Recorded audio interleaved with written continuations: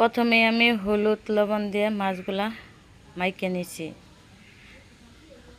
রুই মাছ ফ্রিজে অনেক দিন ছিল তো, এই জন্যে মাছটা ভাজে নেব। কড়াইটা বসিয়ে দিলাম, আগুনটা জ্বালিয়ে দিলাম। এখন তেল দিয়ে নিলাম। তেলটা গরম হয়ে গেছে, একটু ভালোভাবে তেলটা ছড়িয়ে দিলাম। মাছের পেটির চাকাটা দিয়ে দিলাম।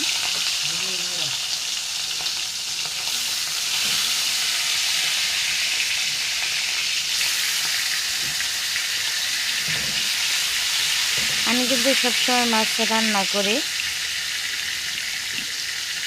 ভাজা ছাড়াই। যখন টাটকা মাছ থাকে তখন মাছ ভাজা ছাড়া রান্না করলে কিন্তু ভালো লাগে, কিন্তু এটা কয়েকদিন ছিল ফ্রিজে, তো এই জন্যে মাছগুলা ভালোভাবে কড়া করে বাইজে নেব।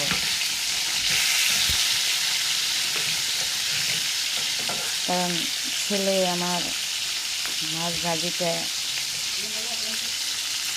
ভাজা মাছ বেশি, মানে ভাজা মাছ ভাজাই খায়, ভাজা মাছ রান্না খেতে পছন্দ করে না।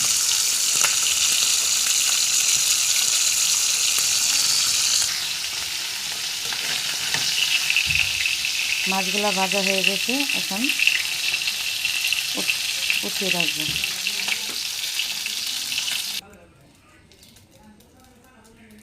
সবগুলা উঠানি শেষ, আর একটু তেল দিয়ে দিব। কয়েকটা জিরা দিয়ে দিলাম।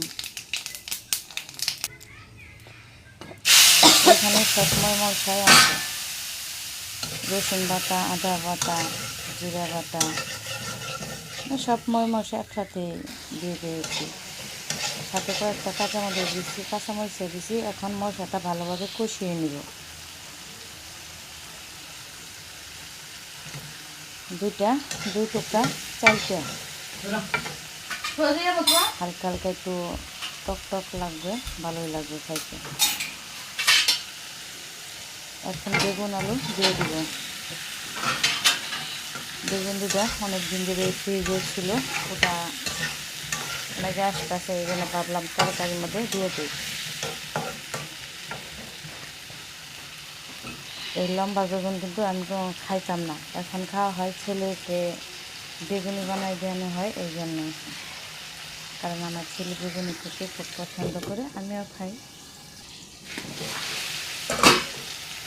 ভালোভাবে কষিয়ে নেব।